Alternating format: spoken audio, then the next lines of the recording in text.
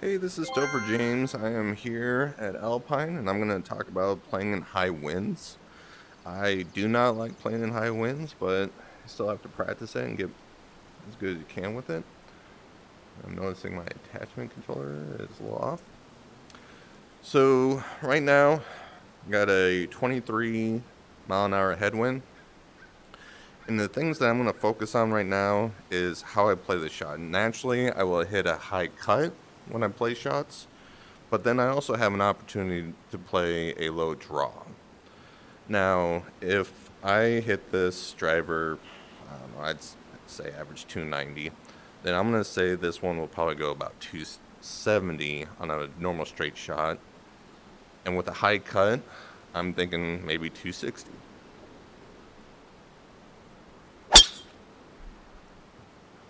So when you play into the wind, especially with a high cut, you're thinking about the ball, yeah, 257. So if you hit a high cut into a high wind, the cut is going to have backspin on it. And with the resistance, it's basically going to make the ball go up higher and then fall shorter. But if you do a low draw, well, a draw has more overspin on it. So it's going to be easier not only because you're hitting it lower, but you're also trying to pierce through the winds. So let's see if I can hit a low draw. Well, that still had fade to it, but it was lower. That had a lot more top spin on it. And you can see almost a 30 yard, well, pretty much a 30-yard difference on that shot. So you definitely, playing into the high winds, want to make sure that if you hit a high cut, expect it to go shorter. If you hit a low draw, expect it to go longer. Now, that might not be such a major issue off the tee. And let me get at a better yardage. So that might not be such an issue on the tee, but when you're hitting into a green with distance control, that's going to be a major issue. So I have my 3 iron, and my 3 iron, I'm confident, is 215. But there's a 20 mile an hour headwind. So if I play into a headwind, and if I play a high cut, I'm going to take we could take 20 yards off of this. So we can say, or add 20 yards to it. So we can say this is a 235-yard shot. And if I hit a cut 3 iron into the wind, I'm thinking this ball, well, let me check my math. Okay. So if it's 215, I got to take 20 yards off my 3 iron, which is going to put this at a 195. And if I hit a cut it into it, I'm thinking probably 180, 185. So there's the high cut.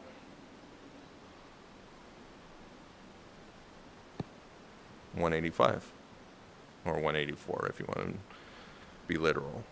So because I hit that high cut, I knew how much yardage I had to play with, but I still had the resistance. Now, let's say I hit a low draw. So now, 20 yards difference. So this, my 3 irons can be 195. I could probably get 200, maybe 205 on a low draw.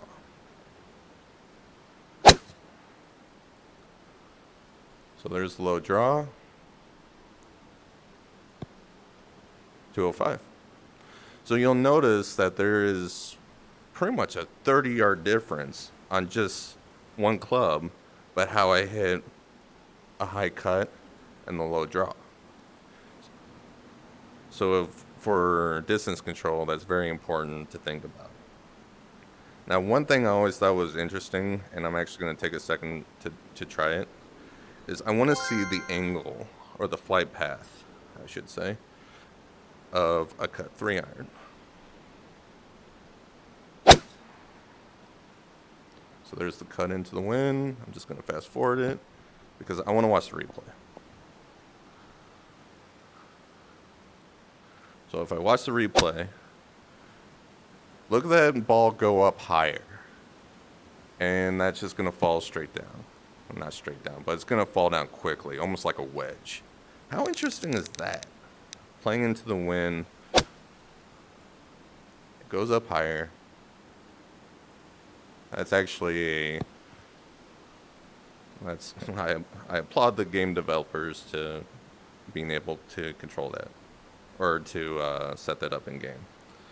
Now let's see the flight path of the low draw. Okay, I'm just gonna fast forward it. 193, so it's not as Morgan. I didn't mean to. Low draw. 202. Let's replay that. Look how much lower that is. And you don't see the ball just like rising up. It still kind of has that shallow, you know, drop in it at the very end. But you don't see the ball go up. You see just a nice straight path. That's very interesting because I'm very particular about, you know, distance control. So let's say I try to get myself a wedge. Okay. So this is what I think a lot of people don't know. So the woods, like a driver, 3-wood, 5-wood, I would say on a flat, straight shot, is going to be about a 30 yards difference with the wind. If there was like a 20-mile-an-hour headwind. 3 to maybe your 8 iron, at least for me, is still about the 20 yards difference. So if there's 20-mile-an-hour headwind, I should expect 20 yards difference. The wedges, though, in the short irons, specifically the pitching wedge, gap wedge, and sand wedge, I think is little to no difference because you're thinking about the amount of force that you're hitting on the ball to automatically get to your distance. So it's 20-mile-an-hour headwind, 90 yards, little uphill. Now, this sand wedge, I can hit 95 yards quite a bit at times. But I'm going to say at a full swing, if I don't get this at 90 yards, it will be like 85 to 90. Let's go with that. Also, too, I naturally draw my wedges.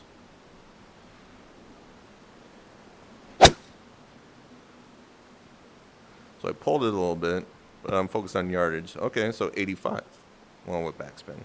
85 carry. So the whole 20, like basically a yard per mile per hour is through the window with the wedges because you're cutting into the wind. So my 95-yard club, maybe a little bit of difference with elevation, is about 10 yards off. That was a little bit better swing. About 10-yard difference. And again, that's important to know with your distance control. That was a bad hit. I'm going to go back and hit a pitching wedge.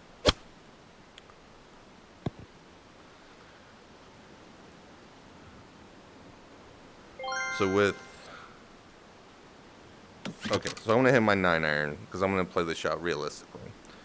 So if it's 134 and you could say 20-mile-an-hour difference, you know, it could be 154 shot. But I think the 9 iron is basically the threshold of the difference of distance. So I'm going to play my 145 shot. And I think I can at least get this to the front of the green.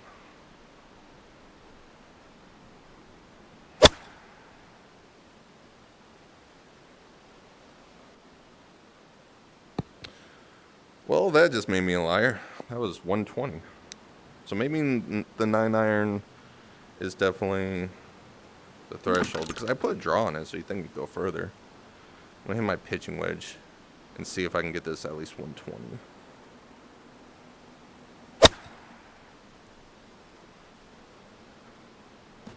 $115. Okay. I mean, 115 is actually, 10 yards short of my realistic distance for 125.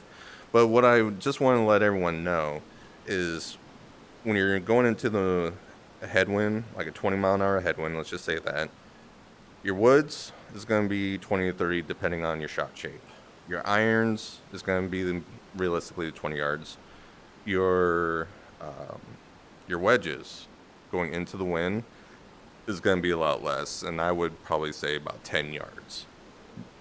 Unless you hit a high cut or a flop, it just really depends, and it's just something to focus in the play on. Now, if we go to what is a hole that goes with the wind? All right, hole 18. Beautiful. So that all those are into the wind. Now, with the wind, I think all of them just carry, like, there's some difference with the short irons and the wedges when it goes into the wind. But with the wind, I think there really isn't much difference. So I'm going to hit this driver. It's going to go probably about 330.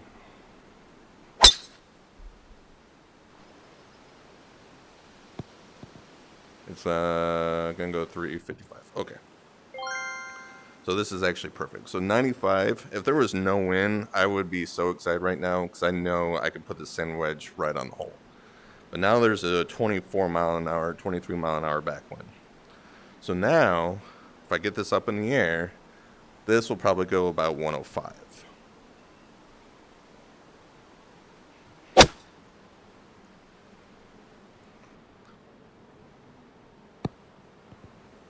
$107, 108. Okay, so I'm kind of I'm learning as as I go. So if my 95 yard consistently sand wedge just went 107 with a 24 mile an hour backwind, so I can still confidently say that the wedges is going to be about 10 yards. Now, just for fun, let me see. So my 8 iron is actually about my 150, 155 club. This should go about 170. I'm just going to hit it normal and see what happens.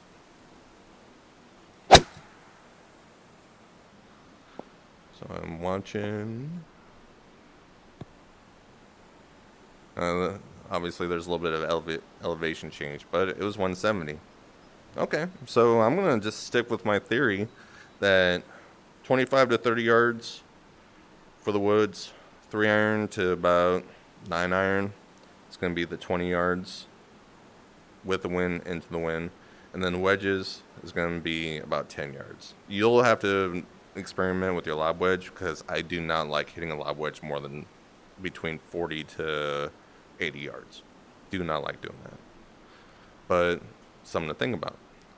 So let's say, let's go to hole 1. Okay, so this is going to be a crosswind. Nothing big here as far as distance control, but this is all going to be about aiming. So I have 2 options here with my driver. I can, with the right to left wind, I can either fade it, play my natural shot and fade it into the wind, or I can draw it with the wind and have it cover more ground. So if I fade it into the wind and I'm aiming somewhere around there, I'm going to aim somewhere around here, and I'm going to fade it into the wind. I don't know why my controller's doing that. I'm going to aim it into the wind, and it's going to fade, but then it's going to push back. So I'm going to play that kind of shot. There's the fade. Not that much pushback. Still enough, though. Let me try that again. There's the fade. And the cool thing is, by fading into the wind, you're basically just counting on the fact that the wind won't push the ball as much. So if I hit a draw, I'm going to be aiming way right side of the fairway, expecting a pretty sweeping draw.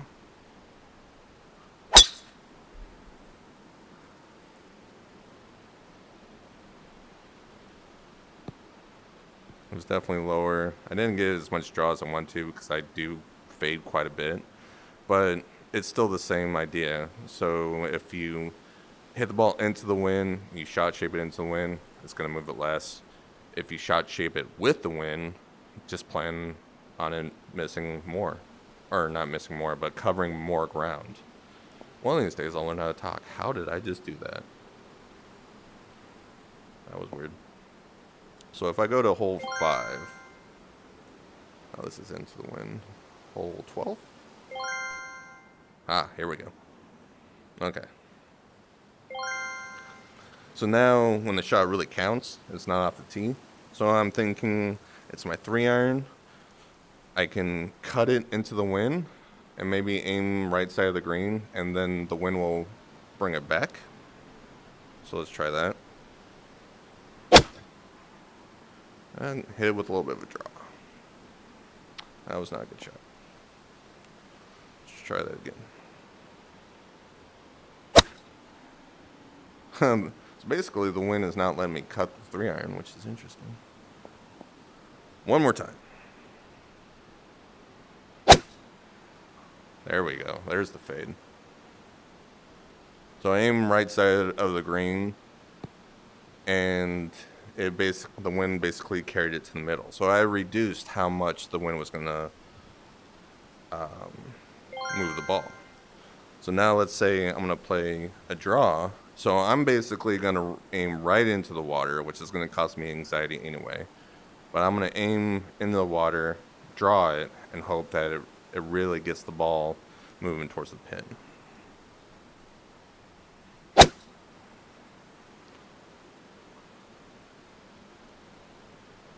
Not as much movement as I thought, but I mean, it's still the same theory. You know, if you cut it or shot shape it into the wind, expect less movement. If you ride it with the wind, just depending on your shot shape, just expect more. And if it's not working too well from what you're seeing with me, it's just something you just have to practice. And that's all I do for high winds. The only other thing is the mental part of it. And if I'm playing low winds, I'm going pin seeking. I have, a pretty small target area that I want to play. But if I'm playing high winds, then mentally I give myself more room for error. So like on this hole, so right to left wind, 3-iron, I'm thinking anything on the green, anything on the left side, like in the rough, maybe the sand, I'm happy with, because I'm not going to try to get birdie. I just want to get in par on this hole and then move on.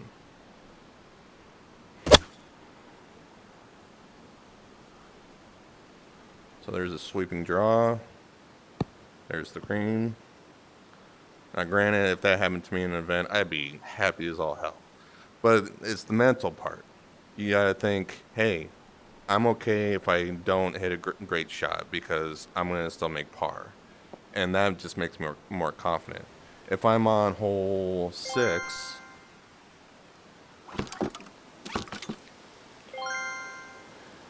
same thing.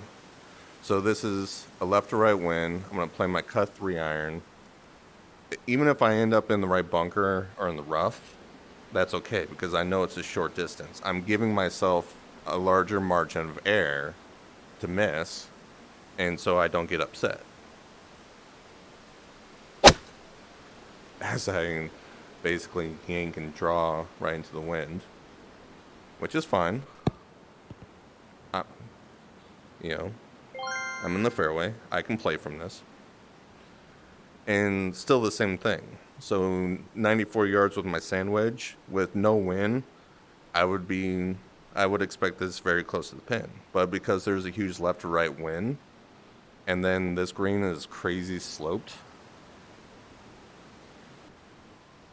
I just want this on the green. So the mental part of it is, when you play in higher winds, especially when you're not used to it, give yourself some leeway, some larger margin of error, and just hit good shots. See, like on that one, I pushed that out and hit it really far. But I can still have a good chance to chip close, rely on my short game, and get par.